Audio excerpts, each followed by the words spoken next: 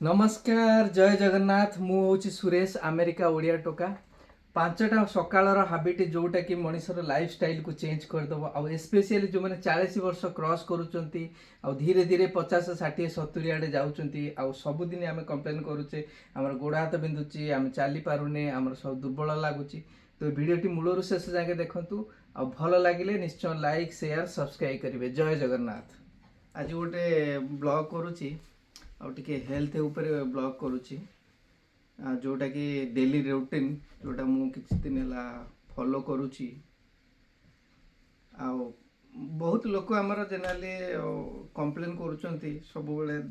गोड़ हाथ बिंधुची पिठी बिंधुची स्पेशली आम घरे मीनू सबुदिन कंप्लेन करुचंती बिंधुची बैक बिंधुची पिठी किंतु किछिटा सामान्य जिनस जोटा डेली फॉलोअप करिया को से करूना सकाळर टाइमटा जदि ठीक प्रॉपर्ली स्पेंड हेइछि ताले से दिनटा प्रॉपर्ली जीव। तो सकाळु जनरली उठिबो उठिक कौन माने केमिति निजको सेटअप करिवो बिफोर काम करिया पूर्वरु किंबा कुआडे बाहर को जीवा पूर्वरु मु जो नित्य कर्म जोटा फॉलो करुछि आटा बहुत हेल्प करुछि। हेल्प इन द सेंस तुम ब्लड सुगर को रेगुलेट करुछि ब्लड प्रेशर को भी कंट्रोल करि पारुछि। आउ गोटे जिनस है जदि कन्स्टिपेशन होछि सीए भी कंट्रोल रहइबो माने प्रॉब्लम होबन जो माने मोस्टली आउ जो मानकर सब बेले बैक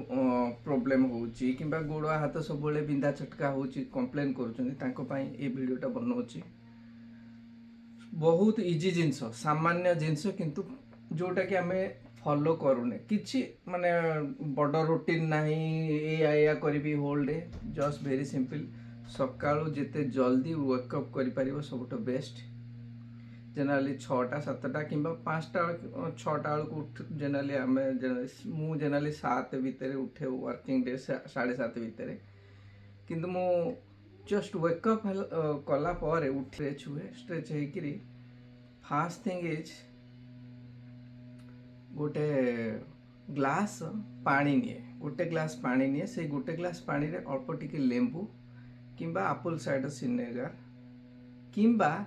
गोटे पिंच सॉल्ट पकेइबो वार्म वाटर नब टिके जस्ट नखौसम जो मानकर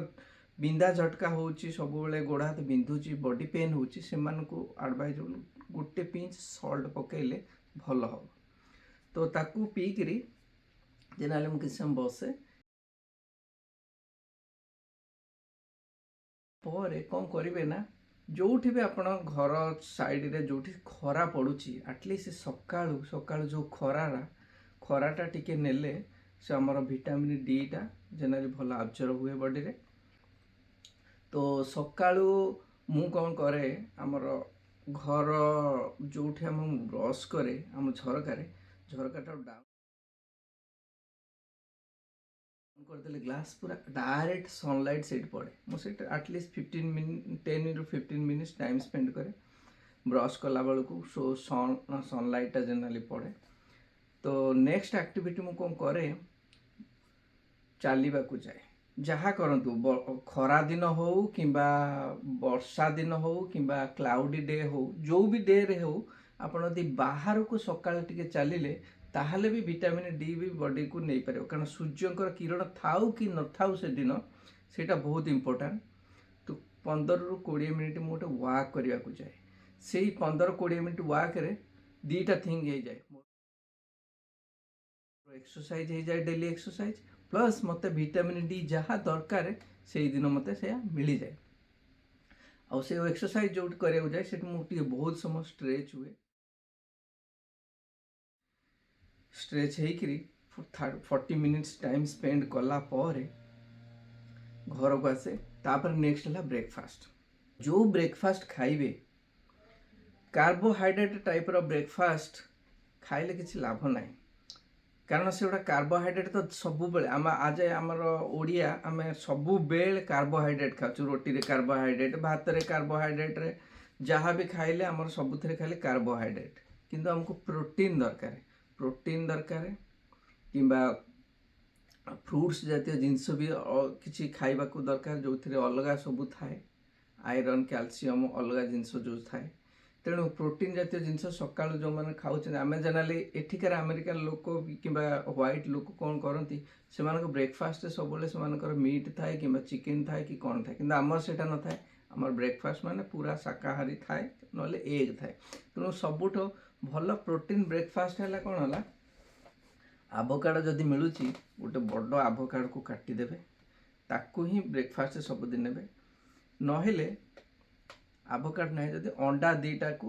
निश्चय खाइबे कारण से प्रोटीन दरकार नहेले जदि अंडा खाऊना कि आभोकाडो ना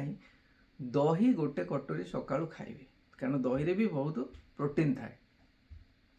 मोर जो सिंपल ब्रेकफास्ट मु जेनाली खाए मोस्टली ओट्स खाए आ ओट्स सबु प्रकार नट्स थाए फ्रुट्स थाए आ दही थाए आ जो दिन ब्रेड खाए ब्रेड जदि सपोज खाइली गोटे ब्रेड रे किंतु आभोकाडो गोटे थिबा दरकार से आभोकाडो स्लाइस थिले देह पई भलो किंबा अलग जदि सपोज उपमा फुपमा करूछंती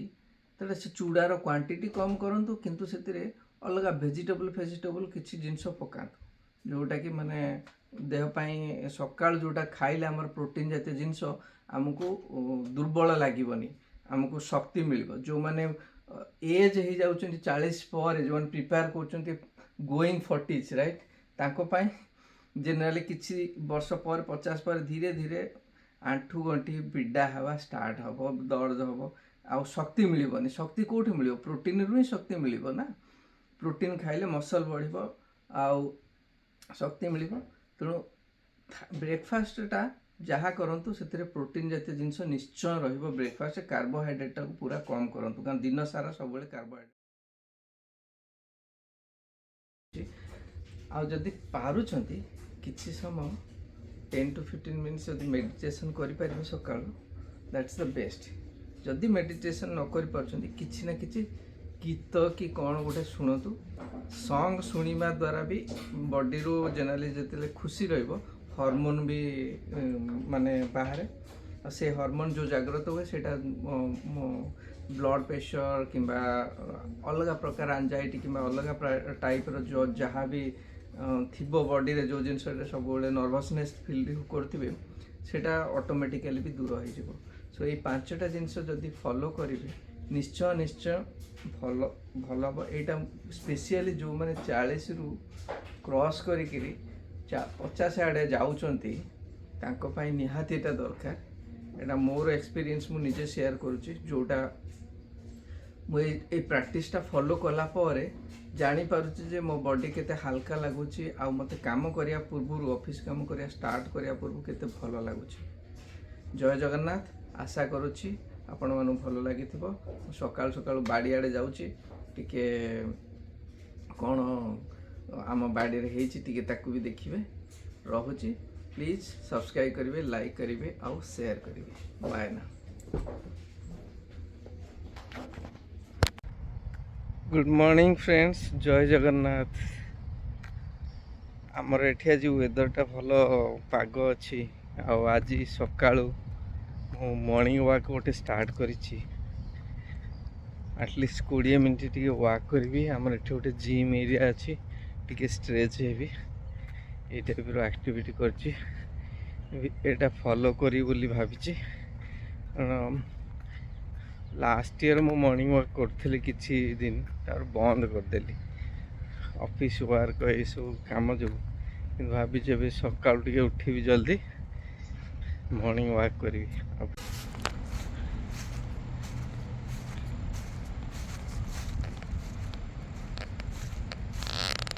भल मॉर्निंग वॉक सकाल है आज उठिकी ब्रश ब्रश कर नित्यकर्म सारी गोटे वॉक गली बगीचा टे बुलूची बाड़ी ए वर्ष किसी लगेनी फिग है देखु आमर जो इंडियन कहते डिमिरी फिग ये गोटे है सब फिग है बहुत गुड़े आसी फिग ए वर्ष